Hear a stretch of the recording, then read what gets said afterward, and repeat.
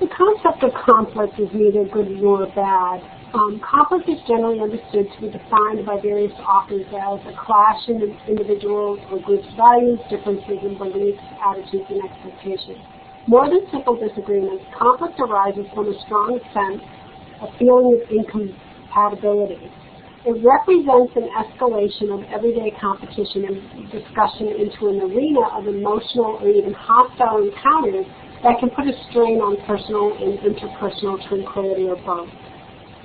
Conflict can be a strategic tool when addressed appropriately, and it can actually serve to deepen and develop human relationships.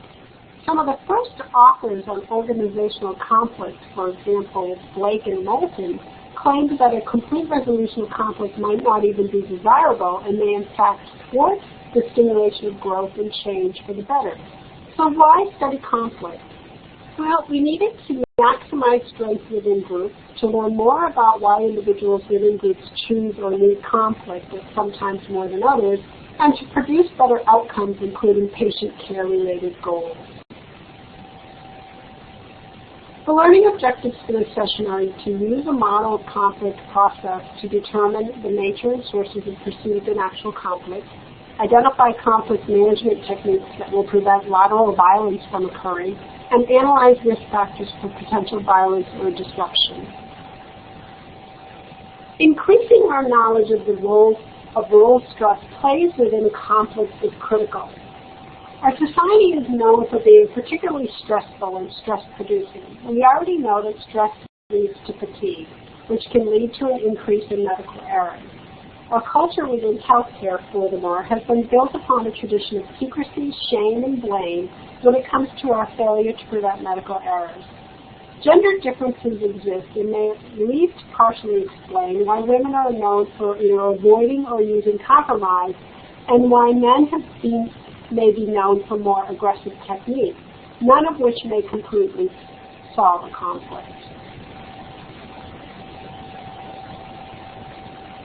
To understand the conflict process, we have to look at some factors. The longer ineffective actions continue, the more likely people will experience frustration, resistance, or even hostility. Let's begin with frustration. Remember, when people or groups perceive that their goals may be blocked, they feel frustrated. This frustration may escalate into a stronger emotion, such as when people become angry or just give up. When the patient does not carry out his or her part of the plan, we label this patient as non-compliant or non-adherent and feel frustrated that the patient is uncooperative, when in all likelihood, the patient had a completely different set of priorities at the start from those of the nurse. At the same time, the patient may view the nurse as controlling and insensitive. When such frustrations occur, it is a cue to stop and clarify the nature of major differences and make sure everyone is on the same page. Conceptualization is part of the conflict process. I like the idea of the snapshot image, for example. When we see or are confronted with something, our mind forms a mental judgment about what actually happened. Everyone involved has an individual interpretation of what the conflict is and why it is occurring. Most often these interpretations are different and involve the person's own perspective, which is based on personal values, beliefs, and cultures. Regardless, conceptualization forms the basis for everyone's reactions to the frustration. The way the individual perceives and defines the conflict has a great deal of influence on how creative those involved may be in trying to resolve the problem and what types of outcomes can come about. For example, within the same conflict situation, some individuals may see the conflict itself as very threatening and may label everyone involved as insubordinate and become so angry at the threat to his or her role that he or she falls back upon rigid adherence to policies and procedures. Others may view conflict as a trivial bickering and become critical of everyone involved, as in, we've been over this subject already, why can't you just drop it and complain or withdraw? Such differences in conceptualizing the issue block its resolution. The leader has to get everyone to clearly state the conflict as I see it and how it makes me feel before they can define the conflict. For example, develop an accurate conceptualization together and proceed to resolve the differences. The action is, did you ever notice that once there is an accurate or agreed upon idea of what the problem is, the strategies, plans, and behaviors seem to just flow right on out? As actions are taken to resolve the conflict, the way that some of the or all of the parties conceptualize the conflict may change. The important point is that people are always taking some action regarding the conflict. Even if that action is avoiding it or deciding to do nothing, the longer ineffective actions continue, the more likely people will experience frustration, resistance, or even hostility. Outcomes are part of the conflict process. Outcomes is another word for consequences, or results from whatever actions were taken in any given situation. This conflict may be resolved with a new plan that incorporates the goals of two or more people to ensure that no one loses. Productivity and efficiency may increase, decrease, or stay the same. Emotions may be high, and anger and resistance may remain, resulting in further conflict. Bosco in 2004 used the term ugly to refer to attempts to downplay and pretend conflict doesn't exist. There are 4 strategies.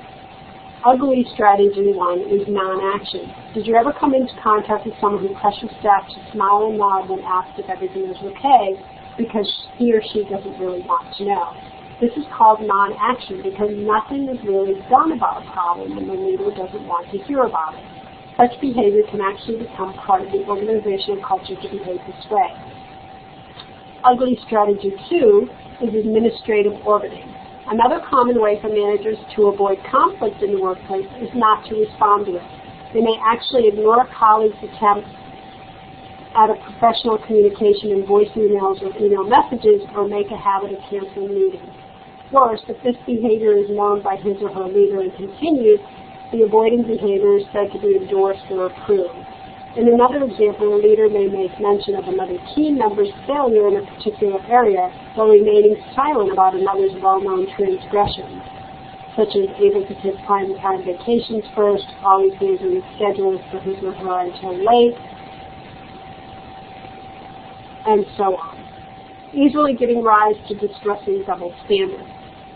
Ugly strategy 3 is secrecy. Another means of getting around conflict is having secrets. There are some managers who don't let people know where they are during the day. They might have plenty of so-called backstage discussions about, rather than with, the parties involved and play favorites, all of which amount to scenarios with a high potential for fueling, rather than dealing with the actual conflict in the first place. Ugly strategy 4 is law and order. A most unfortunate choice, yet one painfully recalled by anyone who has ever worked as a staff nurse, is a leader who relies on regulations, power, policy, and procedures. This is the person who can quote line and verse of policy, sometimes in quite a sympathetic tone of voice. Gosh, I'm sorry, but there's a policy that covers that, or even, we can't even go there. What would X, Y, or Z think of us? This behavior is destructive because it thwarts healthy discussion and challenges to the status quo. The manager who uses it most frequently thinks that by quoting line and verse, conflict will actually go away. The more the actions appropriately match the nature of the conflict, the more likely it will be resolved with its desirably results. Let's talk about the case study on this slide. A well-known favorite was selected to work on a new patient satisfaction initiative. Terry has not produced any usable ideas and misses many meetings. When issues are raised by the team, they are told a lot of people are jealous of Terry's success. It is the physicians who are spreading these terrible rumors. Based on the information presented on the previous slide, which ugly strategy do you think is involved in this situation?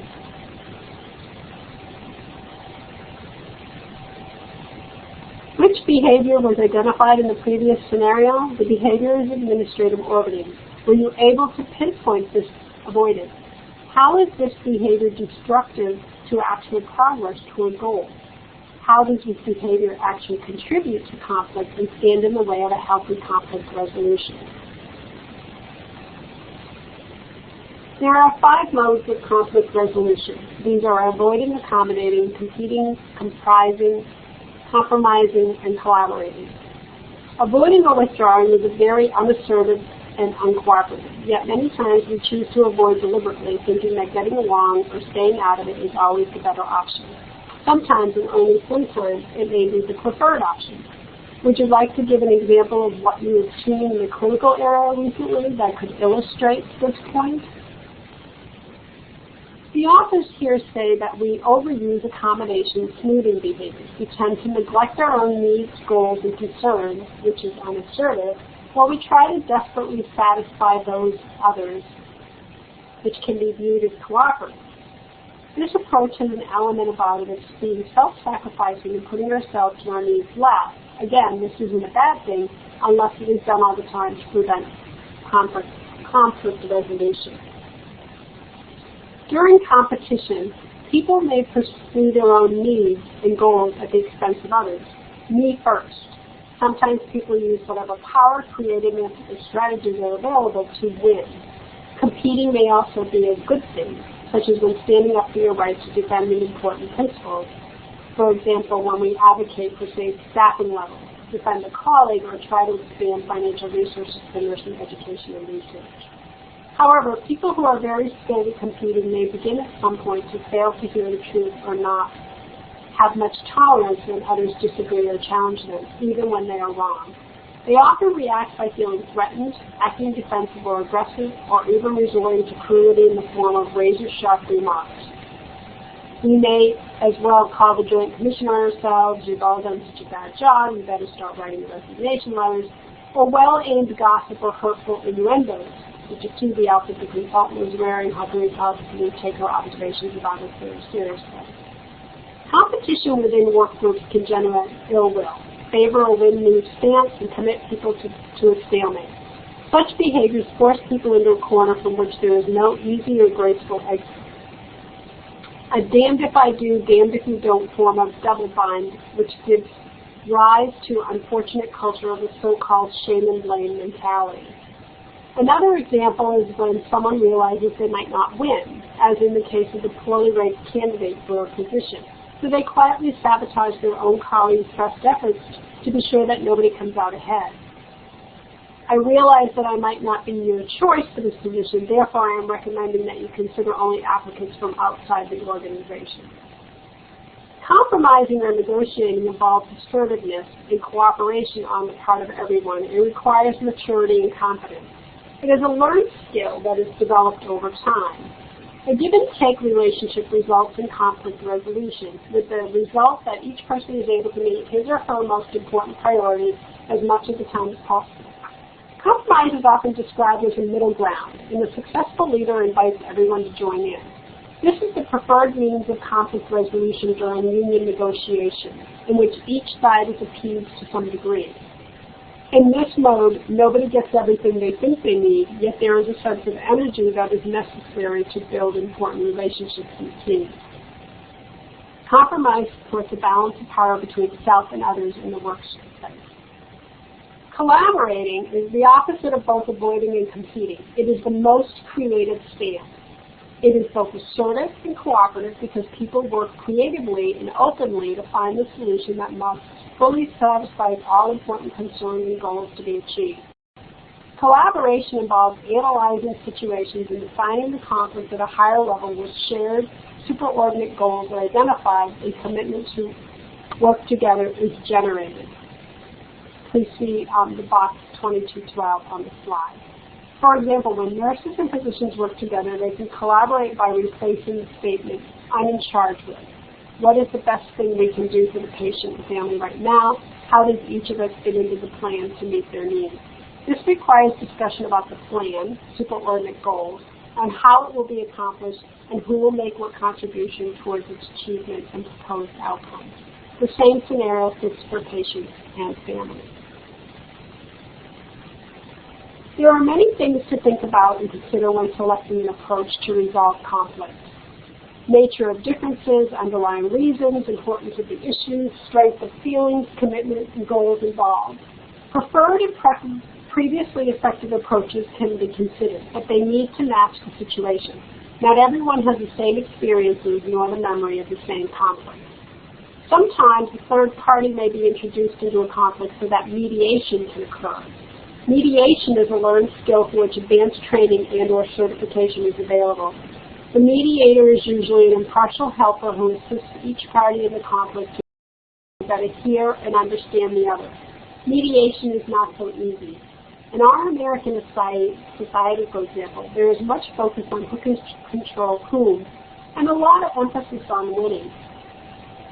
The successful individual involved in conflict resolution and negotiation often moves beyond winning and even beyond avoidance, accommodation, and compromise, which are more about trying not to disturb the status quo.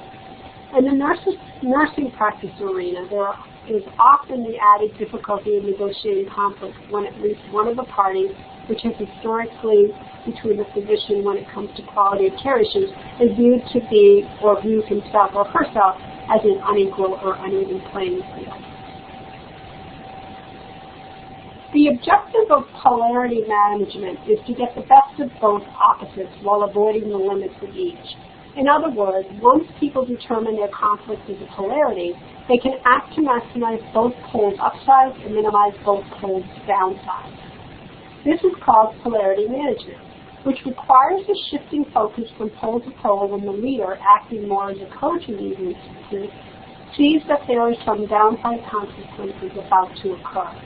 The key, just like for a coach in a football game, is to sense oncoming negative consequences occurring. The key, just like for the coach in a football game, is to sense oncoming downside consequences, or to be sensitive to feedback that there are negative consequences occurring. Then take action toward the opposite pole.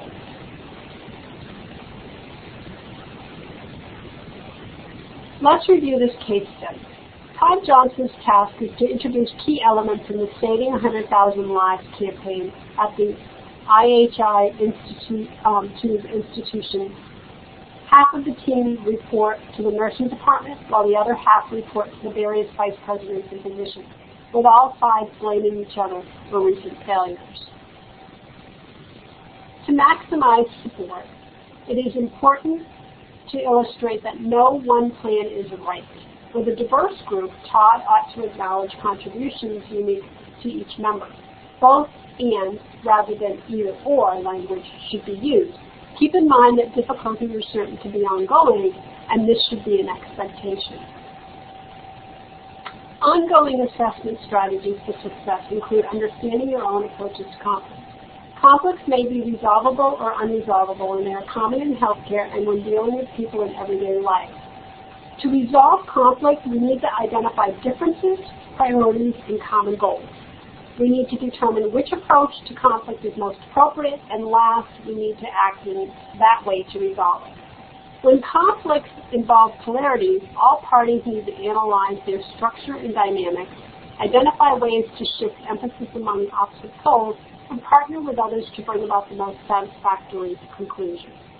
Finally, we need to recognize that people who occupy leadership positions on our institution's table of organization may not be the best people to demonstrate or coach us in conflict management.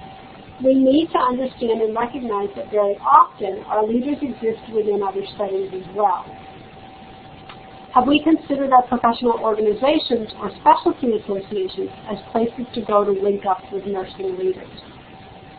In conclusion, learning about conflict is actually a lifelong journey. None of us is perfect at handling conflict all the time in every situation, therefore we all have something to learn.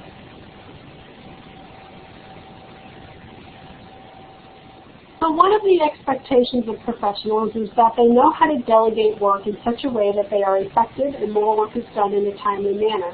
That is what we are about to look at now. There are several things to consider when making a decision about delegation. They can all be summed up in these questions: why to do it, when to use it, and who to delegate it to, how to do it, and what to consider in the delegation. The biggest question to answer is, why delegate? If you are able to accomplish all of your work in a reasonable time, why would you want to delegate? Some possible answers are to spend more time with patients, to use time to research best practices, to make time available to work with other challenging patients, to increase skills in holding others accountable, and in communicating what is needed for patients. Few positions exist in most healthcare organizations where delegation isn't a needed skill. When should you use delegation? Obvious times to use delegation are when you clearly cannot provide all of the care to assigned patients. When the delegatee is highly confident at various tasks that represent a portion of the care your patients require, or when you are ensuring care for another group of patients, such as when a colleague is away from the critical unit. Basically, registered nurses work with two types of people to whom they can delegate nursing tasks. They are licensed practical or vocational nurses. They are called different names based on the state of practice. And unlicensed nursing personnel, who are also known by various names. Remember that the delegating professional remains accountable and that person cannot delegate a patient to another. You can only delegate a portion of the care. As a result, knowing those with whom you work is really critical to successful delegation. Who do you delegate to? There are several important facts and views to consider about the person to whom you may delegate something. The best two indicators to start with relate to what the organizational policy is regarding delegation. If the organization makes clear through policy that delegation of certain tasks is unacceptable, it is important to know that before you are in a situation where delegation is possible. The next thing to know is what the position description for the given person is and if there are any exceptions. For example, an LPN or LVN might be in a clear position description, maybe in an assistance program and unable to administer medications, even though the position description may indicate that such is possible. Some institutions provide great detail about tasks unlicensed assisted personnel may perform. Other institutions speak in generalities about performance. Next, it is important to know how specific individuals perform and what other responsibilities they have. You won't be delegating to a position, you will be delegating to a person. Once you know that someone is trustworthy and available, the next thing to consider is the individual's knowledge, skill, and attitude in relation to the tasks you are assigning. This does not mean that you will assign only those tasks that someone else wants to do. What it does mean is that you may need to provide greater supervision for some aspects of care.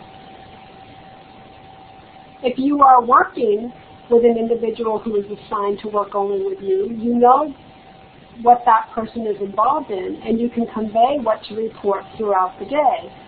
If you and others are working with an individual, you may need to negotiate with someone else for time when the individual delegatee can work with you. It is not likely that the person will be communicating with you throughout the shift because he has many other people whom he or she is working. If such is true and you really need help monitoring a particular patient, ask the delegatee to call you immediately if he or she notices specific behavior while passing by this patient's room.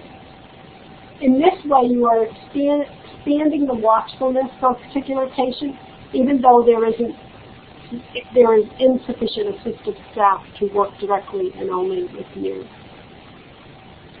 What should you consider when delegating? Things to think about include the following: how long the person has worked with the specific patient population, whether this person is an organizational employee or a contracted employee, what is happening in the larger context of the person's life, is delegation safe for the patient? Remember that the bottom line regarding delegation is safe patient care. Delegation happens differently in different organizations. For example, in the hospital ICU, where staff may be more stable and most care is visible from many vantage points, delegation is easy to implement. The delegator can see what the delegatee is doing. In a community clinic, however, the number of professional staff may be very limited, and the opportunity to see what any one delegatee is doing is unpredictable. In this type of situation, it is very important to know what the skills and abilities of each staff member are. Proper delegation has many benefits for nurses.